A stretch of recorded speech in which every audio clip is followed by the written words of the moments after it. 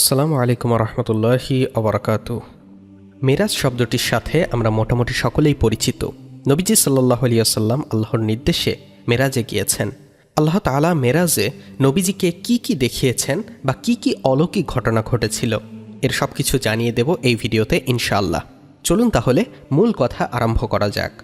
প্রিয় নবী সাল্লাল্লাহু আলাইহি ওয়াসাল্লাম মহান প্রভুর সান্নিধ্যে যাওয়ার এ সফরে পথিমধ্যে প্রত্যেক আসমানে অনেক নবী রাসূলদের সাক্ষাৎ পেয়েছেন, সৌজন্য ও কুশল বিনিময় করেছেন। সেসবের বর্ণনাও এসেছে হাদিসের বিখ্যাত গ্রন্থ বুখারীতে। কাদের সঙ্গে সাক্ষাৎ হয়েছিল এ সফরে? নবী রাসূলদের সাক্ষাৎ। রাসূলুল্লাহ সাল্লাল্লাহু আলাইহি ওয়াসাল্লাম প্রথম আসমানে হযরত আদম, দ্বিতীয় আসমানে হযরত ইয়াহিয়া ও হযরত ঈসা, তৃতীয় আসমানে হযরত ইউসুফ, চতুর্থ আসমানে হযরত ইদ্রিস, পঞ্চম আসমানে হযরত হারুন, ষষ্ঠ আসমানে হযরত মুসা এবং সপ্তম আসমানে হযরত ইব্রাহিম আলাইহিস সালামের সাক্ষাৎ পেয়েছিলেন। সবার সঙ্গেই তিনি সালাম ও ভাব বিনিময় করেছিলেন। বাইতুল মামুর ও সিদরাতুল মুনতাহাতে যাওয়া।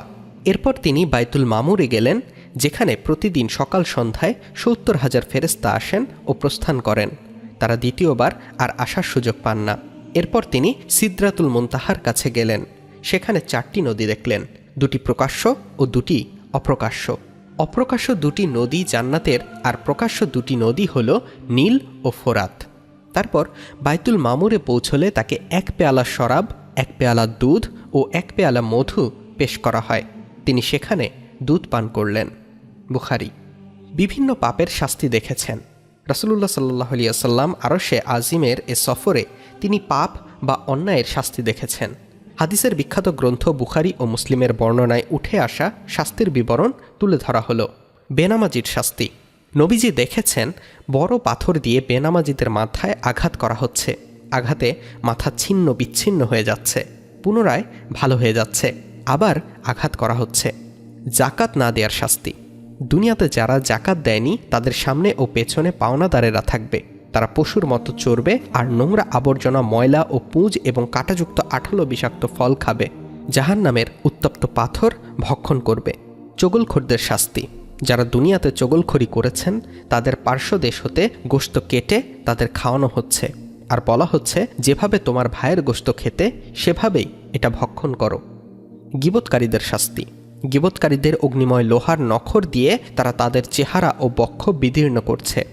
এসব দেখে রাসূলুল্লাহ সাল্লাল্লাহু আলাইহি ওয়াসাল্লাম বললেন, হে জিবরিল আলাইহিস সালাম, এরা কারা? তিনি বললেন, এরা হলো সেসব লোক যারা পশ্চাতে মানুষের গোশত খেত, যারা আড়ালে সমালোচনা করত। সুদখোরদের শাস্তি। সুদখোরদের বড় বড় পেট, যার কারণে তারা তাদের অবস্থান থেকে নড়াচড়া করতে পারছে না। তাদের সঙ্গে রয়েছে ফেরাউন সম্প্রদায়। তাদেরকে অগ্নিতে প্রবিষ্ট করানো হচ্ছে। ব্যভিচারী নারী ও পুরুষের শাস্তি।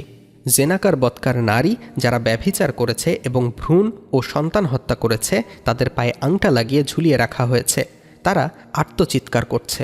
এক সম্প্রদায় তাদের সামনে একটি উত্তম পাত্রে উপাদেয় তাজা ভুনা গোশত এবং অন্য নোংরা একটি পাত্রে পচা মাংস। তারা উত্তম পাত্রের উন্নত তাজা সুস্বাদু গোশত রেখে নোংরা পাত্রের পচা মাংস ভক্ষণ করছে। রাসূলুল্লাহ সাল্লাল্লাহু আলাইহি ওয়াসাল্লাম বললেন, হে জিবরিল আলাইহিস সালাম, এরা কারা? তিনি বললেন, এরা হলো ওই সব পুরুষ যারা স্বীয় বৈধ স্ত্রী রেখে অন্য নারীর কাছে গমন করেছে এবং ওইসব নারী যারা স্বীয় বৈধ স্বামী রেখে পরপুরুষগামিনী হয়েছে। খেয়ানতকারী শাস্তি। এক লোক বিশাল লাকড়ির বোঝা একত্র করছে যা সে ওঠাতে পারছে না, কিন্তু আরও লাকড়ি তাতে বৃদ্ধি করছে। রাসূলুল্লাহ সাল্লাল্লাহু আলাইহি ওয়াসাল্লাম বললেন, হে জিবরাইল আলাইহিস সালাম, এটা কি? তিনি বললেন, এ হলো আপনাদের উম্মতের সেই ব্যক্তি যে মানুষের আমানত আদায় করেনি, বরং আরও অধিক গ্রহণ করেছে। অশ্লীল বাক্য ব্যবহারকারী ও ফিতনা সৃষ্টিকারীর শাস্তি। এসব লোকের জিহ্বা ও ঠোঁট অগ্নিময় লোহার কাঁচি দ্বারা কাটা হচ্ছে। পুনরায় তা আগের মতো হয়ে যাচ্ছে এবং আবারও তা কাটা হচ্ছে, আর তা এভাবেই চলছে। অহংকারীর শাস্তি। ছোট্ট একটি পাথর থেকে বিশাল এক ষাঁড় বের হলো। পুনরায় ওই ষাঁড় সে পাথরের ভেতরে প্রবেশ করার চেষ্টা করছিল, কিন্তু তা সম্ভব হচ্ছিল না। রাসূলুল্লাহ সাল্লাল্লাহু আলাইহি ওয়াসাল্লাম বললেন, হে জিবরাইল আলাইহিস সালাম, এটা কি? তিনি বললেন, এটা হলো সেসব লোকের দৃষ্টান্ত যারা বড় বড় দাম্ভিকতাপূর্ণ কথা বলে লজ্জিত হয়, পরে আর তা ফিরিয়ে নিতে পারে না। এতিমদের সম্পদ আত্মসাৎকারী। তাদের ওষ্ঠ অধর যেন উটের ঠোঁটের মতো। তাদের মুখে আগুনের জ্বলন্ত কয়লা প্রবিষ্ট করানো হচ্ছে এবং তা তাদের পায়ুপথ দিয়ে বের হয়ে আসছে। মদ, মাদক ও নেশা গ্রহণকারীর শাস্তি। তারা জাহান্নামীদের শরীর থেকে নির্গত বিষাক্ত নোংরা পুঁজ পান করছে। এরপর রাসূলুল্লাহ সাল্লাল্লাহু আলাইহি ওয়াসাল্লাম মালিক নামে জাহান্নামের রক্ষী ফেরেশতাকে দেখলেন। সে মলিন মুখ, হাসি নেই। বলা হলো, জাহান্নাম সৃষ্টির পর থেকে সে এখনও হাসেনি।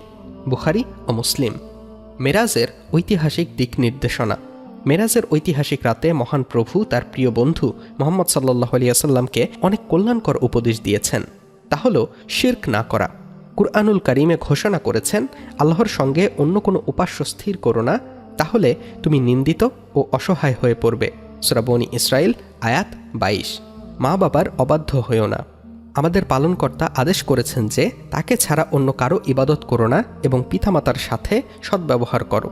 তাদের মধ্যে কেউ অথবা উভয়েই যদি তোমার জীবদ্দশায় বার্ধক্যে উপনীত হয়, তবে তাদেরকে শব্দটিও বলো না এবং তাদেরকে ধমক দিও না, এবং বলো তাদেরকে শিষ্টাচারপূর্ণ কথা। তাদের সামনে ভালোবাসার সাথে নম্রভাবে মাথা নত করে দাও এবং বলো, হে পালনকর্তা, তাদের উভয়ের প্রতি রহম করো, যেমন তারা আমাদের শৈশবকালে লালন পালন করেছেন। সূরা বনী ইসরাইল আয়াত 23-24। আত্মীয় স্বজন ও গরিবদের দান করা। আত্মীয় স্বজনকে তার হক দান করো এবং অভাবগ্রস্ত ও মুসাফিরকেও। এবং কিছুতেই অপব্যয় করো না। নিশ্চয়ই অপব্যয়কারীরা শয়তানের ভাই। শয়তান স্বীয় পালনকর্তার প্রতি অতিশয় অকৃতজ্ঞ। সূরা বনী ইসরাইল আয়াত 26। অপচয় না করা। আল্লাহ তাআলা বলেছেন, এবং কিছুতেই অপব্যয় করো না। নিশ্চয়ই অপব্যয়কারীরা শয়তানের ভাই। শয়তান স্বীয় পালনকর্তার প্রতি অতিশয় অকৃতজ্ঞ। সূরা বনী ইসরাইল আয়াত 26-27। কৃপণতা না করা। কৃপণদের আরবিতে বখিল বলা হয়। বখিল জান্নাতে যেতে পারবে না। আল্লাহ তাআলা বলেন, তুমি একেবারে ব্যয়কুষ্ঠ হইও না এবং একেবারে মুক্ত হস্তও হইও না, তাহলে তুমি তিরস্কৃত নিঃস্ব হয়ে বসে থাকবে। সূরা বনী ইসরাইল আয়াত 28। সন্তানদের হত্যা না করা। পেটে বাচ্চা এলে অনেকেই দারিদ্রতার ভয়ে বাচ্চা নষ্ট করে ফেলে। তাদের উদ্দেশ্যে আল্লাহ তাআলা বলেন, দারিদ্র্যের ভয়ে তোমাদের সন্তানদের হত্যা করো না। তাদেরকে এবং তোমাদেরকে আমি জীবনোপকরণ দিয়ে থাকি, নিশ্চয়ই তাদেরকে হত্যা করা মারাত্মক অপরাধ। সূরা বনী ইসরাইল আয়াত 31। ওজনে সঠিক থাকা। আজকাল অনেকেই ওজনে কম দিয়ে থাকেন, যা মারাত্মক গুনাহের কাজ। এ ব্যাপারে কোরআন বলেছে, মেপে দেওয়ার সময় পূর্ণ মাপে দেবে এবং সঠিক দাড়িপাল্লায় ওজন করবে। এটা উত্তম, এর পরিণাম শুভ। সূরা বনী ইসরাইল আয়াত 35। মেরাজের সেরা উপহার। মেরাজের রাতে রাসূলুল্লাহ সাল্লাল্লাহু আলাইহি ওয়াসাল্লাম আল্লাহর পক্ষ থেকে উপহার পেয়েছেন নামাজ। প্রথমে আল্লাহ তাআলা বান্দার জন্য 50 ওয়াক্ত নামাজ দিয়েছিলেন, যা পরে 5 ওয়াক্ত চূড়ান্ত করা হয়। আর যারা এ 5 ওয়াক্ত নামাজ যথাযথভাবে আদায় করবে, তাদের জন্য রয়েছে 50 ওয়াক্ত নামাজ পড়ার সওয়াব। সুবহানাল্লাহ। সবে মেরাজের এ সফর ছিল বন্ধুর সঙ্গে বন্ধুর একান্ত সাক্ষাৎ। রাসূলুল্লাহ সাল্লাল্লাহু আলাইহি ওয়াসাল্লামের জীবনে ঘটে যাওয়া অলৌকিক ঘটনার অন্যতম একটি নিদর্শন।